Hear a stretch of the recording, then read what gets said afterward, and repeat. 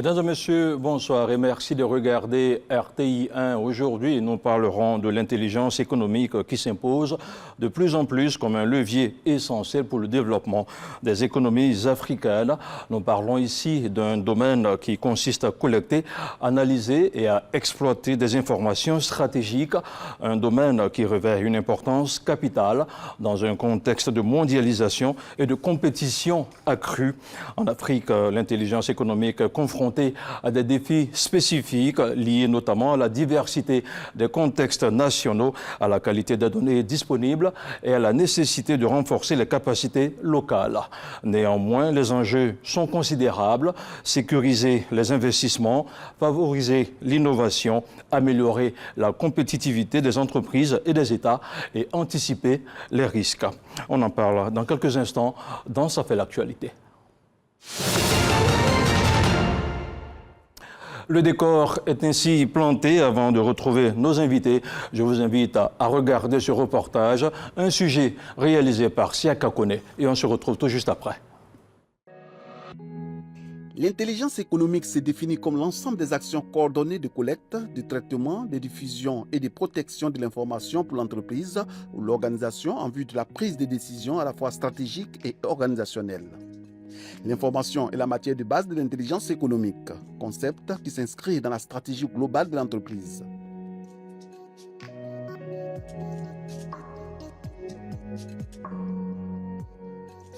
La veille, la protection et l'influence sont les volets essentiels de l'intelligence économique.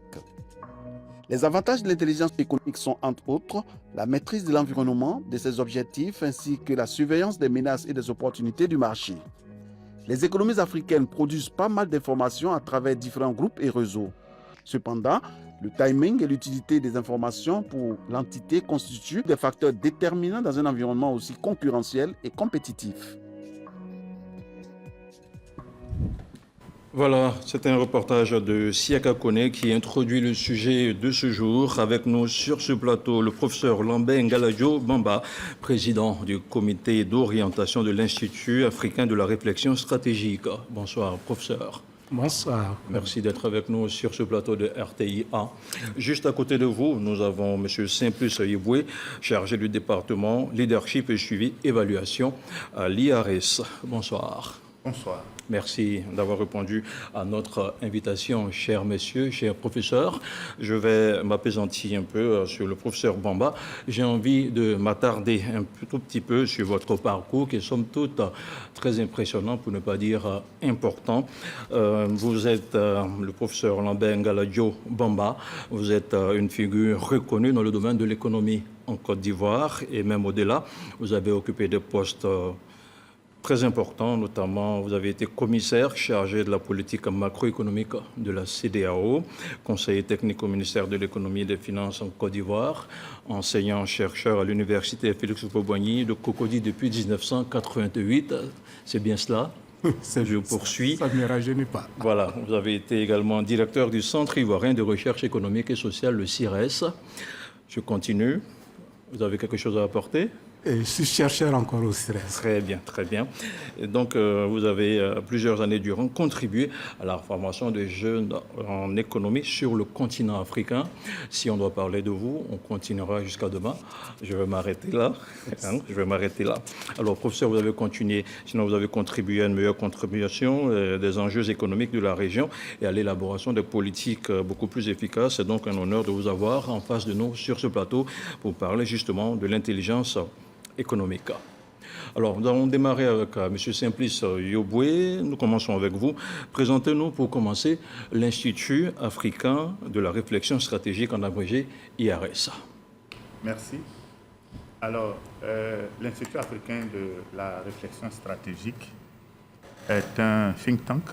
C'est un groupe de réflexion qui est né du besoin de jeunes Africains de contribuer au développement de leur pays à travers la réflexion stratégique au cœur du développement. Et donc, l'idée est née avec des jeunes Ivoiriens au départ, et ensuite d'autres nationalités nous ont rejoints, mais nous avons trouvé bon d'être encadrés par nos maîtres, nos chers maîtres, nos professeurs, C'est ainsi que nous avons sollicité le professeur Baba Ngaladjo comme président du comité d'orientation. L'Institut est né en France, il est déclaré en France, mais nous sommes en train de faire les démarches nécessaires pour déposer les papiers auprès des autorités ivoiriennes. Notre objectif, c'est de faire la promotion de l'intelligence économique, qui est une discipline qui peut s'enseigner à l'université, qui peut faire l'objet d'une école doctorale, qui peut faire l'objet d'une université. Mais l'intelligence économique, c'est aussi un outil. C'est aussi une démarche. Mais c'est aussi un état d'esprit. Je pense que le professeur pourra mieux que moi. Justement, un état d'esprit que nous allons tenter de comprendre avec le professeur Baba Ngaladjo.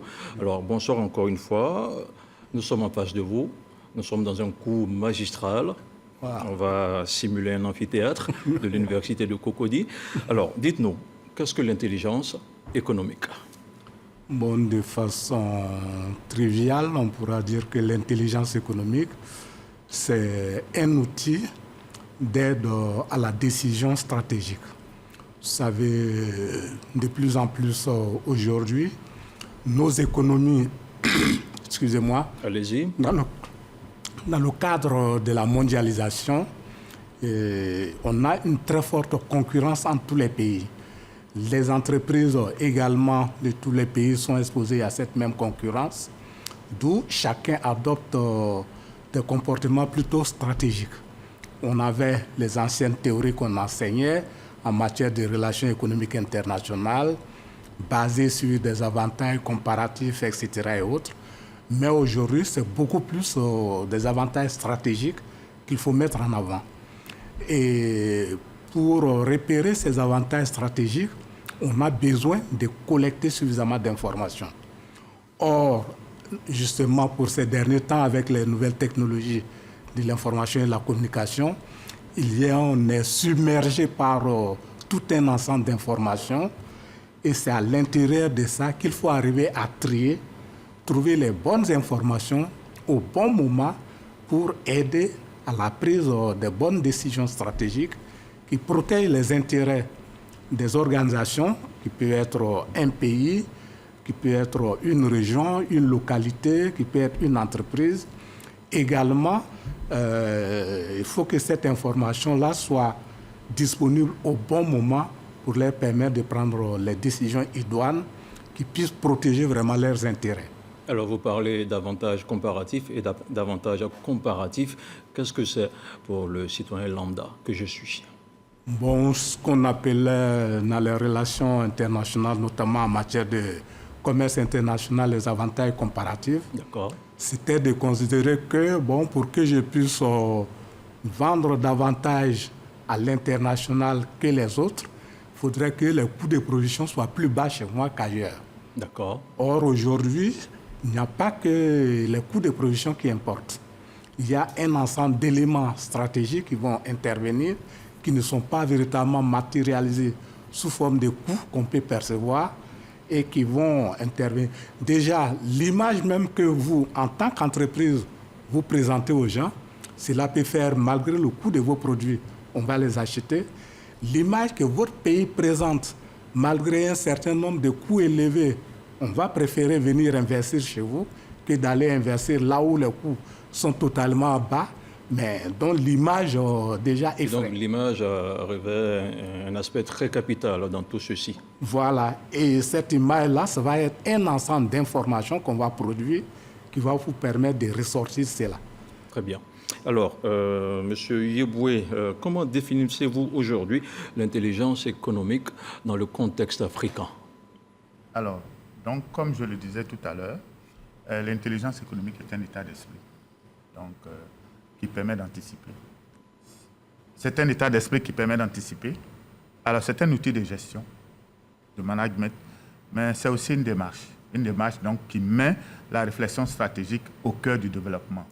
Alors, le professeur l'a dit de façon triviale, l'intelligence économique, c'est collecter, analyser et diffuser l'information. Mais l'intelligence économique s'assoit sur un trépied, qui est la veille stratégique, alors, qui est la protection de l'information et qui est l'influence. Le professeur l'a dit tout à l'heure. Aujourd'hui, la concurrence, on va dire. Il y a une compétitivité au niveau des économies. Au niveau de la Côte d'Ivoire, les entreprises sont en concurrence. Nous sommes en concurrence aussi avec la sous-région. Et nous sommes aussi en concurrence avec le reste du continent africain. Le reste du continent africain. Donc, si on va, comme on dit en prospective, par des patatoïdes, donc au fur et à mesure que les oscillations se passent, on est en train de couvrir tout le monde. Quel est le rôle de la Côte d'Ivoire au sein de l'UEMOA? Quel est le rôle de la Côte d'Ivoire en Afrique? Quel est le rôle de la Côte d'Ivoire? On va en venir un peu plus tard. Mais on reste dans le contexte africain, justement, l'importance de l'intelligence économique. Okay. Le contexte, alors, la question, elle est pertinente parce que, effectivement, au niveau de l'Afrique, l'intelligence économique, en tant qu'outil, en tant que démarche, piétine un peu. Voilà. C'est vrai que nous avons des mouvements de réflexion que nous faisons. Nous faisons la planification stratégique, nous faisons la prospective, mais l'outil intelligence économique, on le voit plus dans les pays du Maghreb, notamment au Maroc, on le voit en Afrique du Sud, on le voit un peu au Nigeria. Et pourquoi pas chez nous? Alors, dans l'Afrique de l'Ouest, mais comme je dis, c'est une question de priorité, ça piétine. Mais il y a une chose qu'il faut dire, il y a le potentiel en Côte d'Ivoire. Ce qui manque, c'est de mettre en place une politique nationale d'intelligence économique. Parce qu'au niveau de la gestion d'un pays, c'est des politiques qu'on élabore, ça a partir des politiques, non, ça a partir d'abord des lois, des politiques, des plans, des programmes et des projets que nous mettons en œuvre que le développement se fait. D'accord. Dès l'instant que la politique nationale n'est pas définie, le reste est difficile. Très bien. Alors, on revient au professeur Ngalajo Bamba. Pourquoi l'intelligence économique est-elle devenue aujourd'hui un enjeu stratégique pour le continent africain? C'est devenu stratégique parce qu'au jour d'aujourd'hui, au niveau des relations, en tout cas internationales, chacun a besoin de bien se positionner. Et comme on l'a indiqué tantôt, c'est vraiment une concurrence de plus en plus exacerbée. Avec la mondialisation, on est dans ce qu'on appelle un village planétaire. Donc, si vous voulez qu'on s'intéresse à vous, il faut que vous sortez des atouts. Et également, il faut que vous ayez une approche stratégique pour attirer les gens vers vous. Okay?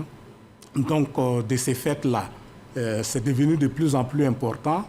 Des pays, comme cela a été indiqué tantôt, comme le Maroc, ont depuis bien longtemps compris le rôle de leadership, on va dire.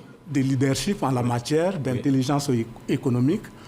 Les pays européens, américains, chinois, japonais, depuis longtemps utilisent véritablement cet outil. Mais chez nous en Afrique, on ne l'a pas beaucoup exploité. Donc on a généralement essayé d'utiliser les approches vraiment classiques, comme je le disais tantôt, des relations internationales.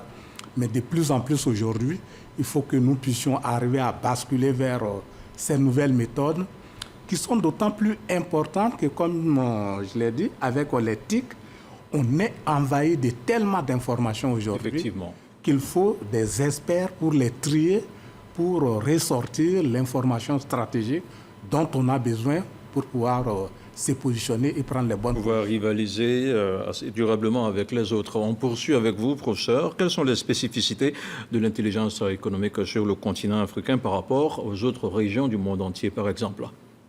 Bon, par rapport aux autres régions, en Afrique, comme on le disait tantôt, on n'a pas beaucoup développé ça encore. D'accord. Au Nigeria, c'est en gestation, on va dire. Voilà. Au Nigeria et long, et ils l'utilisent beaucoup plus pour affirmer leur nationalisme économique. Le Maroc également l'utilise beaucoup pour la conquête des marchés internationaux. D'accord. Et on le voit comment ils arrivent à s'exporter. L'Afrique du Sud également l'utilise pour les conquêtes des marchés régionaux.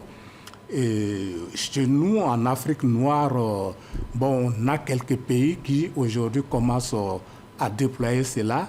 Le Sénégal le fait. En Côte d'Ivoire, c'est encore timide, mais ça a commencé au niveau du ministère de l'économie, du plan et du développement, avec une structure de veille stratégique. Mais il nous faut arriver à aller au-delà en définissant véritablement une politique nationale d'intelligence économique qui va permettre de structurer de véritablement en faire un état d'esprit au niveau de tous les décideurs et de tous les acteurs. Monsieur Yoboué, aujourd'hui, quel est le lien entre l'intelligence économique et le développement économique sur le continent africain? Alors, le professeur l'a dit tout à l'heure, l'intelligence économique est le déclencheur du développement, puisque, nous l'avons dit tout à l'heure, il faut mettre la réflexion stratégique au cœur du développement. Alors, si notre compatriote Mouraman Fofana l'a dit, il faut penser le développement. Est-ce que vous comprenez? Donc, tout ce qu'on veut voir grand, tout ce qu'on veut projeter longtemps, doit être pensé. Alors, donc, comme la prospective, le professeur l'a dit tout à l'heure, existe en Côte d'Ivoire, la Côte d'Ivoire est une terre de prospective depuis 1973. Nous avons des études prospectives. La dernière, c'est l'étude nationale prospective Côte d'Ivoire 2040. Tout ça, c'est intéressant, mais il faut faire en sorte qu'on puisse avoir une politique nationale d'intelligence économique qui va être l'incubateur de tout le développement, aussi bien pour le public que pour le privé, et rendre compétitive notre économie à travers les entreprises, les petites et moyennes entreprises. Alors, donc ce qu'il faut, comme le professeur l'a dit, c'est définir la politique nationale d'intelligence économique et puis aller dans le sens de la formation. Former les cadres, mais aussi former le backup, c'est-à-dire la jeunesse, les étudiants et tout. Faire en sorte que l'intelligence économique soit enseignée à l'université. Qu'il ait, par exemple, une école doctorale d'intelligence économique en Côte d'Ivoire.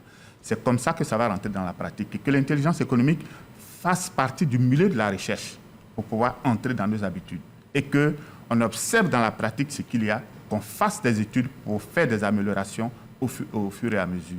Alors, à vous entendre, à vous écouter, on a comme l'impression qu'il y a comme une prise de conscience par rapport à l'intelligence économique. Est-ce qu'elle n'est pas tardive, exactement? Non, pas du tout. C'est vrai que l'intelligence économique existe depuis longtemps. Oui. Dans les stratégies de développement. Comme le professeur l'a dit, le monde anglophone, quand vous entendez intelligence, tout est parti de là. On a francisé le terme intelligence économique. C'est venu un peu tard dans le monde francophone. Mais le développement, pour atteindre le End Achievement, il n'y a pas de retard. Personne n'avance face à un autre. Le développement se fait par strates. C'est difficile Est-ce que le développement il est économique? Est-ce qu'il est en culturel? avance par rapport à un autre? C'est difficile à comprendre. Non, quand on sait que certains pays africains sont au même niveau que certains pays asiatiques qui sont aujourd'hui très très avancés, c'est difficile de croire à ce que vous dites quand vous dites que personne n'est en avance finalement. Alors, ce que nous voulons dire, quand nous sortons de façon triviale l'expression « personne n'est en avance par rapport à un autre », allez-y. C'est dire que les indicateurs pour apprécier le développement d'un pays à un autre, d'un continent à un autre, ne sont pas faciles à définir. Aujourd'hui, pour faire les appréciations, on utilise certains indicateurs européens. Mais les Africains sont en train de prendre conscience et de définir leurs propres indicateurs. Quand on le fait, souvent dans les grands forats, ce n'est pas évident. Il est difficile de s'entendre. C'est pour cela que je disais tout à l'heure que personne n'est en avance par rapport à l'autre. Vous avez peut-être comparé la Corée du Sud à un moment à la Côte d'Ivoire, ou le Brésil à la Côte d'Ivoire, l'Inde et tout ça. Mais chaque pays a son histoire, chaque pays a ses difficultés. Est-ce que vous comprenez? La Côte d'Ivoire est passée par des soubresauts qui font qu'aujourd'hui, si un pays est allé en croissance linéaire et que notre croissance a été diachronique, quand on veut faire les comparaisons en matière de statistiques et d'économie, je vous prie ce que je veux vous dire, si on allait de façon droite, ou on allait en dents de scie, très bien. Si vous voyez, si vous prenez deux éléments qui ne sont pas allés dans le même sens, pour les apprécier, c'est difficile. Très bien. Voilà, c'est ce que je veux dire tout simplement. C'est pour cela que je dis, on peut avoir l'impression que certains sont en avance, mais dans un autre domaine, ce n'est pas évident. Je vous donne un exemple. Allez-y. Il y a eu une rencontre dans le domaine du social, à l'ONU, où la Côte d'Ivoire a participé. Nous avons simplement dit qu'en Côte d'Ivoire, nous donnons du travail aux handicapés. Le monde entier a été à notre école. Sur ce plan-là, le développement était où? Avec quel exemple précis? Non, c'est ce que je suis en train de vous dire. Le ministère des Affaires sociales allait à une rencontre internationale. Elle a présenté simplement le fait qu'en Côte d'Ivoire, sur instruction du président de la République, on a dit de donner du travail aux handicapés et aux personnes vulnérables. D'accord. Ça ne se faisait pas dans beaucoup de pays. Donc, quand on parle de développement sur cet aspect social, la Côte d'Ivoire est en avance. Ils sont venus nous demander comment on fait. D'accord. Voilà. Donc, il y a beaucoup d'aspects comme ça. Très bien. Voilà. Donc, qu'on peut discuter. Aujourd'hui, le troisième pont, la Côte d'Ivoire a eu un prix. C'est-à-dire qu'en matière de conception et d'élaboration de projets, les gens viennent à notre école. Aujourd'hui, dans beaucoup de domaines, les gens viennent à l'école de la Côte d'Ivoire. Très bien. On continue avec notre série de questions sur la compréhension du DAIE. Cette fois-ci, on va écouter le professeur Bamba. Alors, comment pallier le manque de ressources humaines et financières dédiées à l'intelligence économique sur le continent africain, selon vous? Bon, on a de plus en plus de jeunes qui ont été formés à l'intelligence économique dans les meilleures écoles européennes, dans les différentes écoles de guerre, comme on les appelle désormais, où ils ont eu ces formations-là, les écoles de guerre économiques. Mais ce n'est pas un métier qui est aujourd'hui très connu sous nos tropiques. Et il faut faire en sorte que de plus en plus, on comprenne cela. On parlait tantôt de l'exemple du Nigeria. Au Nigeria, lorsque vous êtes nommé à un certain niveau de responsabilité, vous devez aller à l'école, ils ont une école des forces armées, où on va vous donner des modules en termes de formation en intelligence économique. C'est une obligation? C'est une obligation. On doit vous outiller au moins pendant 2 semaines pour que vous compreniez comment venir gérer l'information et l'utiliser de façon stratégique pour le bien-être du pays. D'accord. Donc, ce sont ces genres de modules-là qu'avec ces jeunes que nous avons qui sont rentrés. Qu'on essaie d'implémenter en Côte d'Ivoire. Qu'on essaie d'implémenter, qu'on essaie de monter ces différents modules et faire en sorte que dans nos administrations, on puisse les diffuser. Il n'est pas forcément nécessaire de prendre forcément les gens qui sont nommés pour aller, mais on peut progressivement mettre ces modules en formation à l'ENA, dans nos universités, progressivement pour avoir une certaine masse critique. Lorsque suffisamment de personnes, une certaine masse critique aura eu la compréhension de ce que c'est que l'intelligence économique, ça va devenir véritablement un état d'esprit. Et lorsque cet état d'esprit sera là, beaucoup de choses vont changer dans nos comportements, ce qu'on appelle le nationalisme économique, etc. On n'a pas besoin de l'afficher. C'est ça. Le Japonais n'écrit jamais sur son front « je suis nationaliste », etc.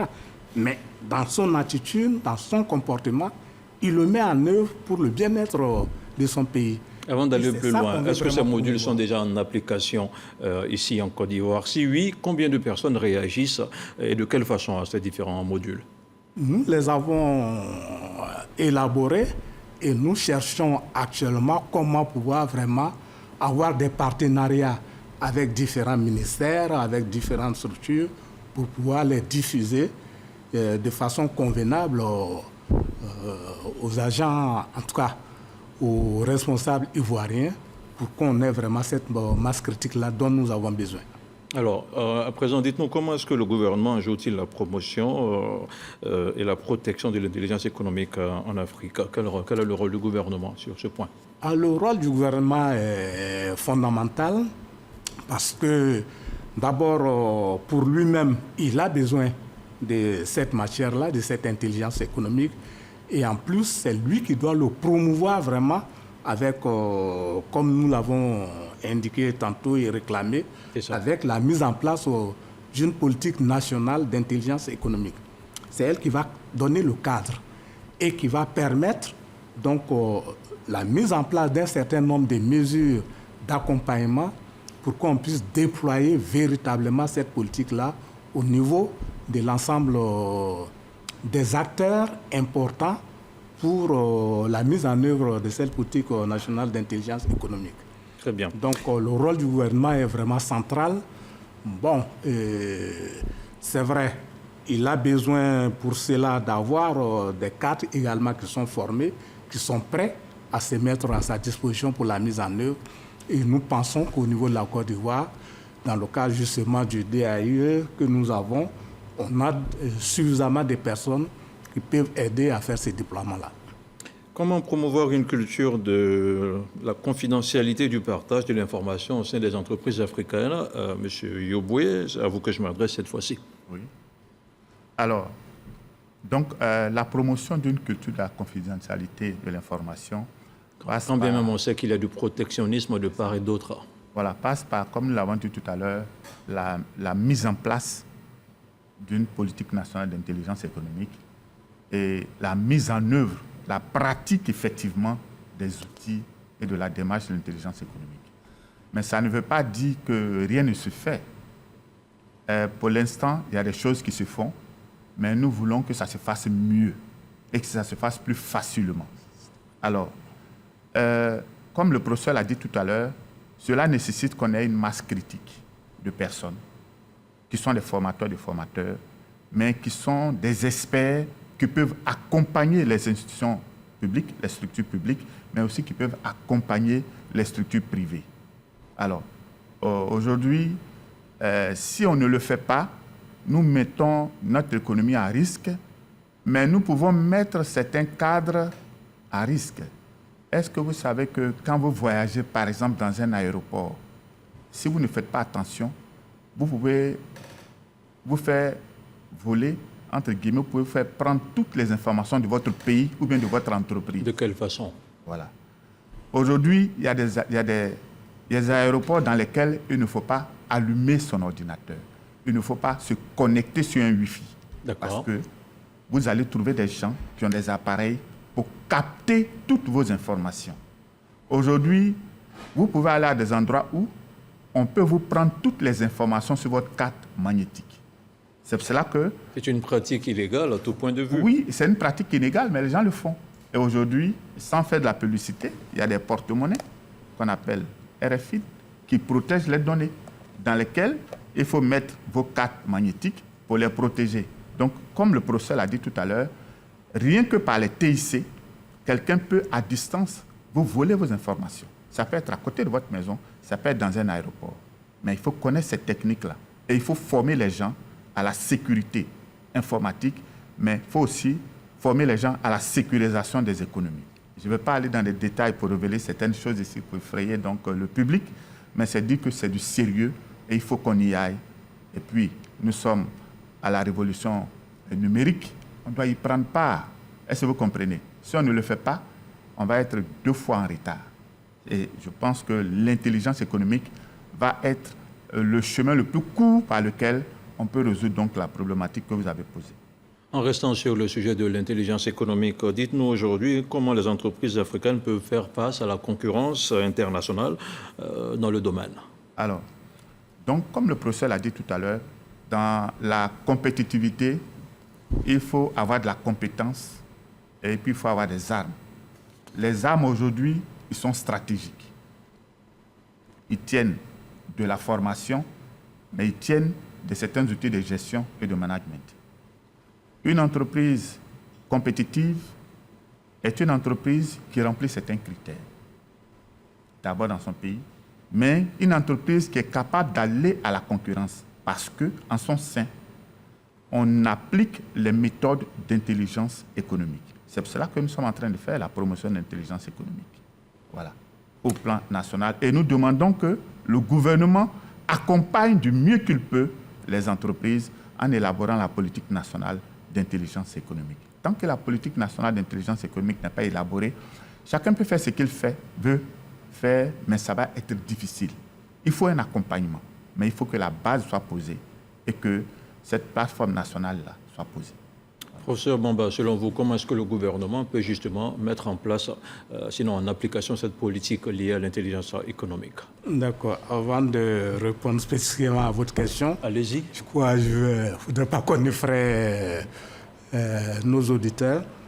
En fait, l'information dont on a besoin pour faire les analyses d'intelligence économique, ce n'est pas de l'espionnage. Okay? En général, c'est de l'information qui est vraiment disponible à 80%. C'est de l'accès libre à cette information-là. Vous voulez rassurant là-dessus? Je vous rassure là-dessus. D'accord. Ensuite, on a une partie, environ 15% des informations que nous appelons dans le jargon l'information grise, pour laquelle il faut faire davantage d'efforts et peut-être supporter quelques coûts pour pouvoir la collecter. Mais c'est vraiment de l'information qui est accessible, qu'on utilise pour faire ce travail d'intelligence économique. La partie généralement sur laquelle il y a de l'espionnage, ça concerne 5% de l'information, qui est de l'information que nous appelons dans notre jargon de l'information noire. Mais pour l'intelligence économique, nous, on n'a pas besoin de ça. C'est de l'information noire parce que nuisible. Bon, généralement, c'est de l'information qui est très protégée, soit par les États, soit par les entreprises. Et ceux qui font de l'espionnage, c'est ceux-là qui vont chercher ce type d'information. Mais lorsque vous voulez faire une analyse en matière d'intelligence économique, vraiment, l'information, les 95%, vous y avez accès de façon généralement libre. De façon libre. Et c'est celle-là qu'on utilise. Donc, ceci dit, pour revenir donc à votre préoccupation... La question, oui. Comment est-ce que vous pouvez emmener le gouvernement à mettre en place des politiques liées à l'intelligence économique?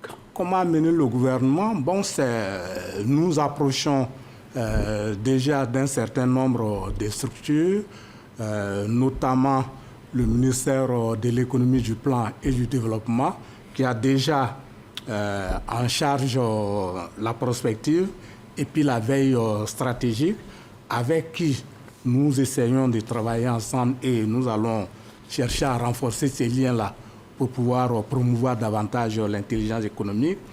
La même chose, nous voulons monter vers le ministère, vers le Conseil national de politique économique, qui est logé à la présidence de la République, qui également doit pouvoir aider à l'élaboration justement de cette politique nationale d'intelligence économique et structurer la façon dont on va la déployer dans l'ensemble du pays.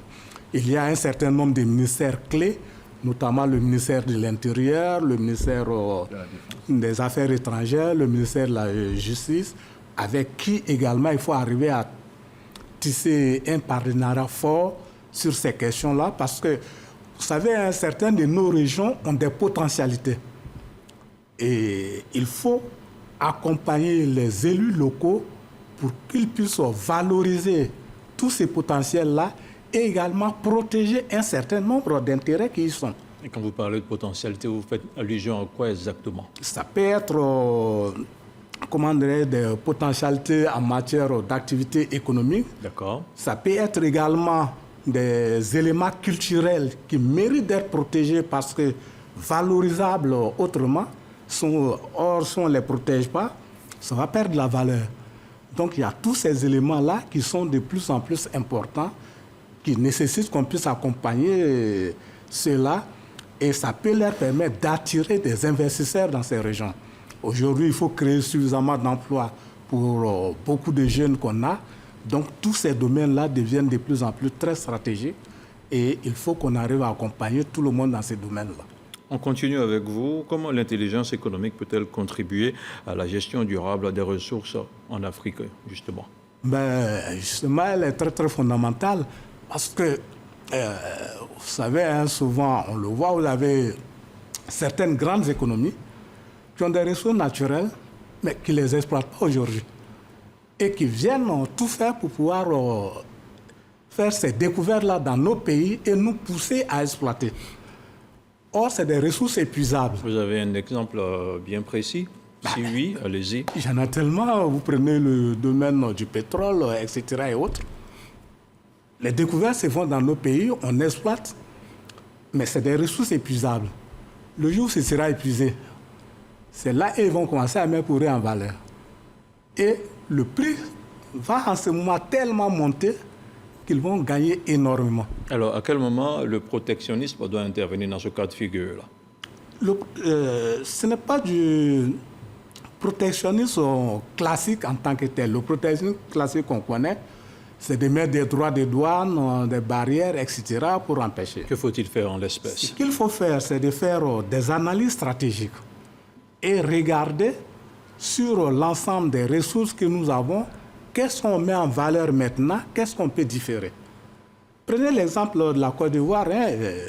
On est en train de mettre aujourd'hui en valeur en Côte d'Ivoire beaucoup de gisements, de minerais, etc.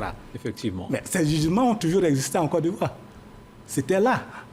Mais on a dans un premier temps mis l'accent sur l'agriculture qui a permis d'avoir un certain niveau au moment où ces moteurs de l'agriculture semblent s'épuiser. S'essouffler, oui. On met d'autres moteurs pour l'accompagner progressivement. Aujourd'hui, on est en train de mettre l'accent là-dessus. On essaie de travailler sur le tourisme, etc. Peut-être que demain, ça va être le tourisme qui va être l'autre moteur qu'on va mettre en mettant les autres un peu au repos, ainsi de suite pour évoluer. Mais si vous mettez tout d'un coup, vous allez les épuiser rapidement et puis après, vous vous retrouvez totalement... Quelle est la conduite à tenir quand vous dites que les autres viennent nous soutenir pour exploiter nos ressources et après, quand elles seront épuisées, vont essayer de surenchérir au niveau du marché en mettant en valeur les leurs? Mais c'est de bonnes guerres. Stratégiquement, c'est de bonnes guerres. C'est de leur intérêt.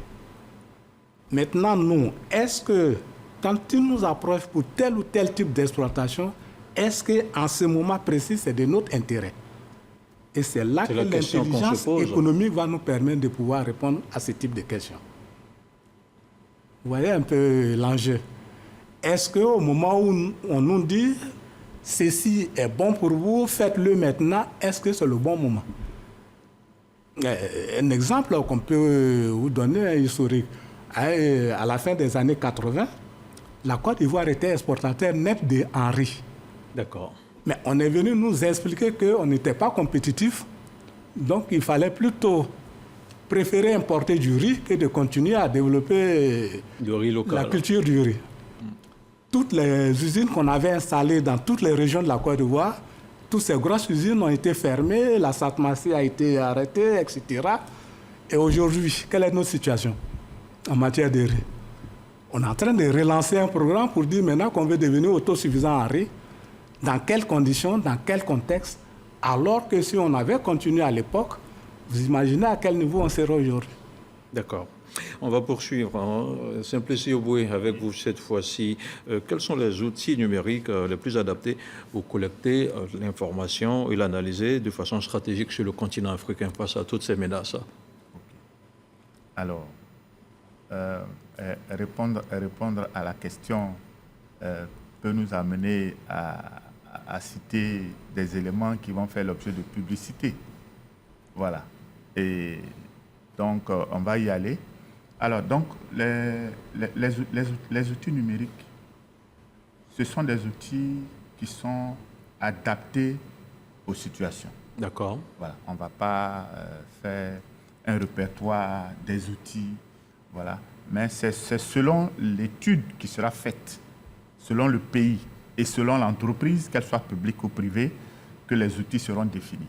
On ne va pas citer comme ça des outils et tout ça. Voilà. Donc, c'est le diagnostic qu'on fait, un diagnostic d'abord des besoins. Et en fonction de l'objectif que l'entreprise publique ou privée veut, ou le pays veut, que les outils sont adaptés. Voilà. Donc, voilà la réponse que je pourrais vous donner. On poursuit avec vous. Comment est-ce qu'on pourrait développer des réseaux d'information efficaces au niveau national et régional? D'accord. Alors, la définition des réseaux efficaces, c'est-à-dire la question telle qu'elle est posée, elle est pertinente, mais il y a un aspect que la question ne prend pas en compte. Lequel? C'est que tout ce qu'on doit faire l'objet de diagnostic. C'est à vous de nous le dire, c'est voilà. Vous les experts. C'est-à-dire que quand nous sommes confrontés à une situation, il faut faire une étude pour comprendre qu'est-ce qui ne va pas et pour pouvoir trouver les besoins adaptés aux problèmes qui se sont présentés. Je ne sais pas si vous voyez ce que je veux dire. Voilà. Ça veut dire que nous sommes à la RTI, on a besoin de renouveler ce plateau. Est-ce que vous comprenez? On va d'abord voir quelle est la configuration du plateau, qu'est-ce qui ne va pas, et on va demander au directeur général ou au ministre quelle est votre vision, quel type de plateau vous voulez. D'accord. Est-ce que vous comprenez? Donc, c'est la démarche que je suis en train de vous expliquer. On fait le diagnostic et c'est en fonction du diagnostic, de la vision de l'entreprise que donc, les outils sont présentés.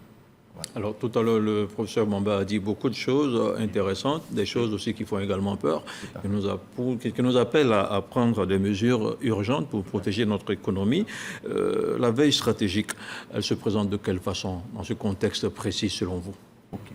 Alors, donc, ce que nous appelons veille stratégique, c'est la collecte d'un certain nombre de données qui vont nous permettre de faire des analyses.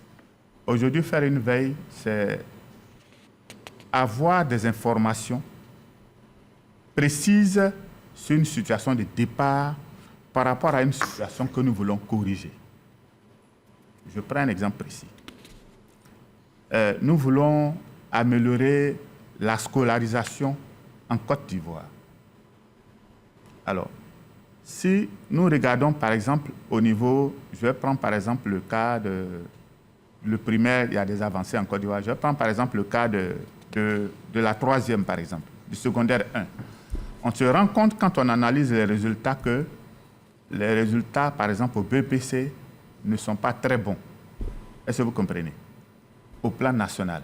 On va faire une analyse régionale pour voir qu'est-ce qui ne va pas. On fait l'analyse régionale, on voit de façon tendancielle, on voit que tout semble la même chose.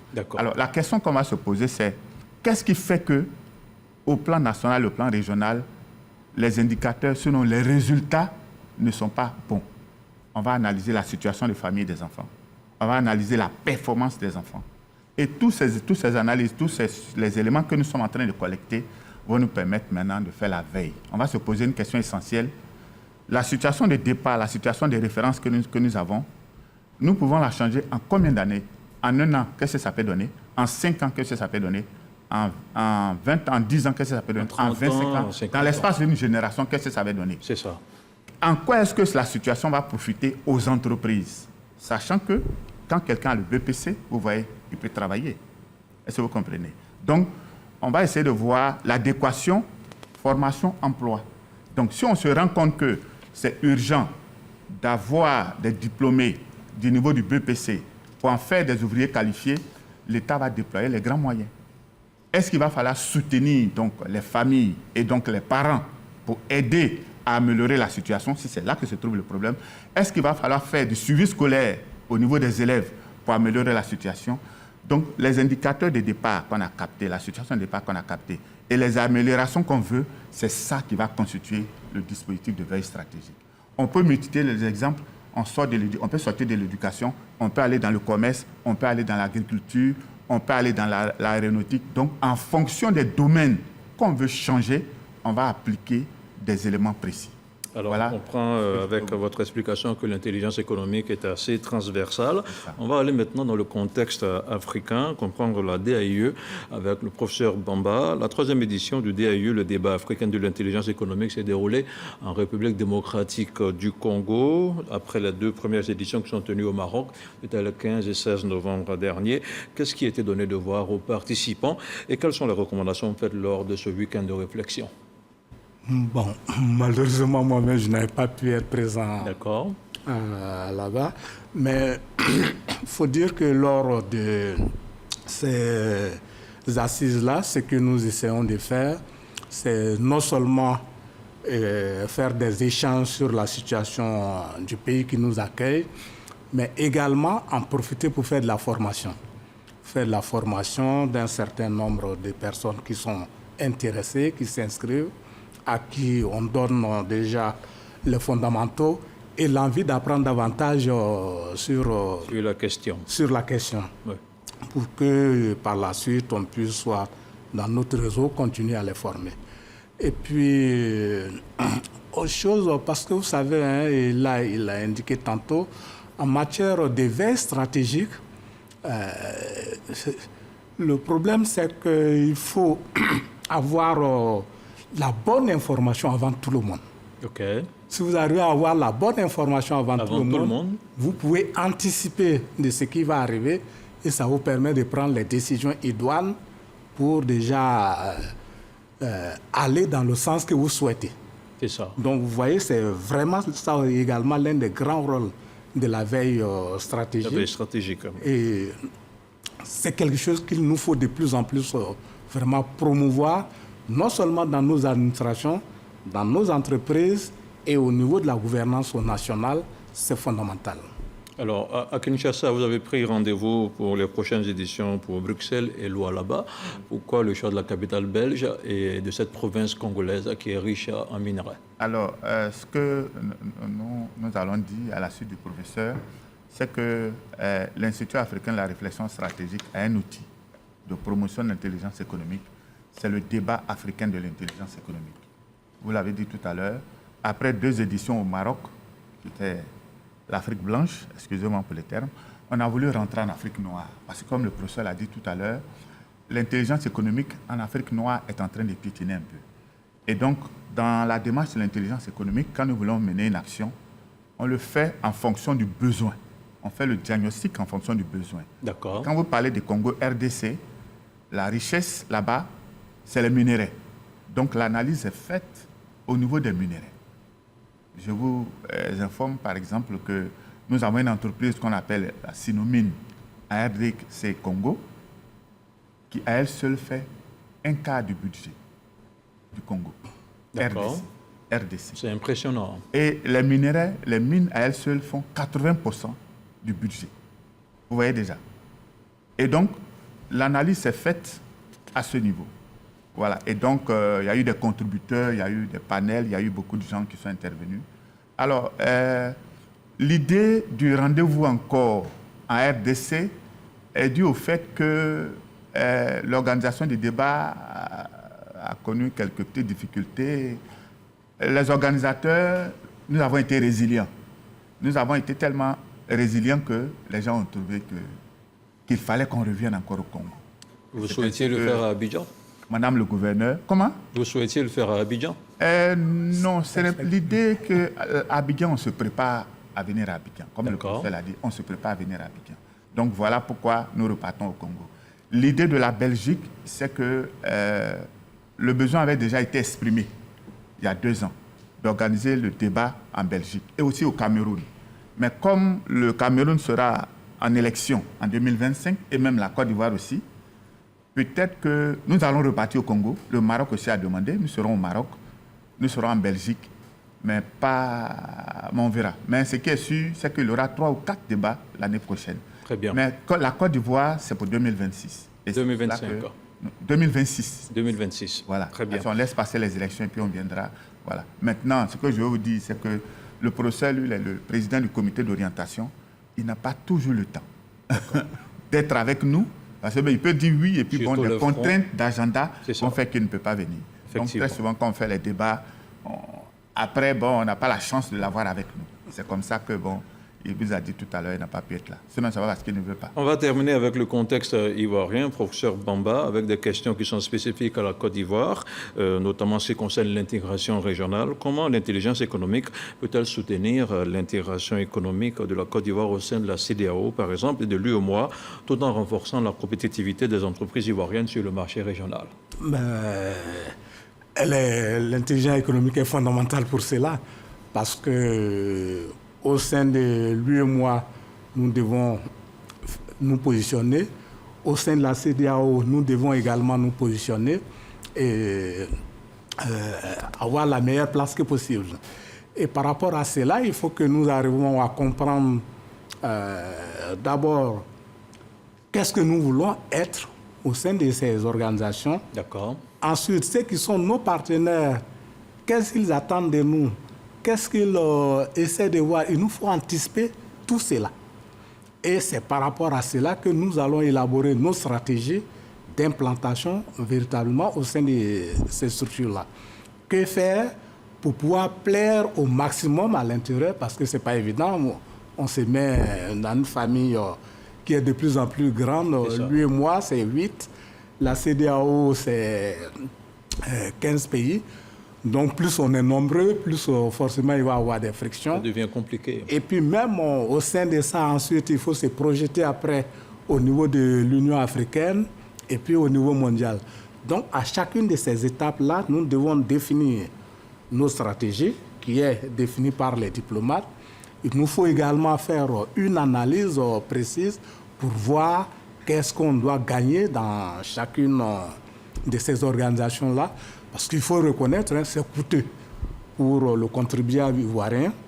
On cotise dans toutes ces organisations, mais il faut qu'en retour, nous gagnions énormément. Et cela doit se faire non seulement, ce n'est pas simplement du point de vue diplomatie simple, mais le retour doit être que nos entreprises doivent pouvoir profiter de ces marchés également, que nos jeunes qui veulent s'expatrier doivent pouvoir profiter de ces espaces-là, etc. C'est tout ça qu'il faut préparer de façon méthodique, stratégique. Et là, on a besoin de l'intelligence économique pour vraiment nous accompagner à faire ces bons déploiements-là. On reste sur la Côte d'Ivoire. Quels sont les secteurs clés de l'économie ivoirienne, M. Yoboué, notamment l'agriculture, l'industrie, les services qui bénéficieraient le plus d'une stratégie d'intelligence économique ciblée et comment adapter ces stratégies aux spécificités de chaque secteur, selon vous? Alors, aujourd'hui, le secteur clé que, comme l'a dit le professeur Bamba, la Côte d'Ivoire est en train de valoriser, c'est l'agriculture. Et donc, le premier élément, ça sera au niveau de l'agriculture, rendre l'agriculture compétitive dans les différents secteurs. Un des éléments, aujourd'hui, nous avons nos matières premières que nous vendons directement. Il va falloir les transformer. En les transformant, il va falloir faire en sorte qu'elles soient de qualité. Que ce soit transformé à moitié ou totalement, l'idée de faire une transformation de qualité aura son sens. Donc, après l'agriculture, après donc les matières de rente, il y a aussi l'agriculture, les cultures maraîchères, parce qu'elles sont beaucoup demandées. Elles aussi, on peut les transformer. Vous voyez? Et puis, ça peut être créateur d'emplois. En dehors de l'agriculture, alors, la Côte d'Ivoire est en train de faire des bons au niveau de certains secteurs comme l'exploitation minière. Aujourd'hui, nous exploitons le pétrole, nous exploitons aussi l'or. Il faut qu'à ce niveau aussi, nous soyons compétitifs. Donc, au niveau de l'économie, ces deux éléments-là sont essentiels. Maintenant, tout cela doit être aussi appuyé par le développement des TIC. C'est-à-dire qu'on ne fait plus l'agriculture comme on le faisait avant. Aujourd'hui, avant de faire l'agriculture, il faut faire une cartographie. C'est ça. Voilà. Parce que nos forêts sont en train de diminuer et on peut, à travers des analyses, à travers des études, voir quels sont les espaces en Côte d'Ivoire où il y a encore... Qu'on pourrait exploiter. Qu'on peut exploiter. D'accord. Et comment faire là où le sol est devenu pauvre pour l'enrichir. Très bien. C'est là que réside l'intelligence économique. Nous sommes malheureusement à la fin de ce temps d'antenne qui nous est imparti. Professeur Bamba Ngalajo, quel sera votre mot de la fin? Mon mot de la fin, c'est souhaiter que, en tout cas, l'intelligence économique prenne toute sa place comme outil de décision au niveau de notre pays, que nos administrations, nos entreprises, nos collectivités territoriales, locales puissent se rendre compte que c'est un outil qui peut les aider et que nous avons également sur place ici des jeunes qui ont été formés dans le domaine qu'on peut utiliser pour en faire vraiment le déploiement au niveau de notre pays. Ce sera important et ça va nous aider à avancer également. Merci, professeur Lambert Ngalajo Bamba. Je rappelle que vous êtes le président du comité d'orientation de l'Institut africain de la réflexion stratégique. Merci d'avoir été avec nous. Monsieur Simplice Yoboué, chargé du département leadership et suivi évaluation à l'Institut également. Merci d'avoir été avec nous sur ce plateau. Voilà qui referme ce temps d'antenne sur RTI 1. Je vous dis merci et à très vite.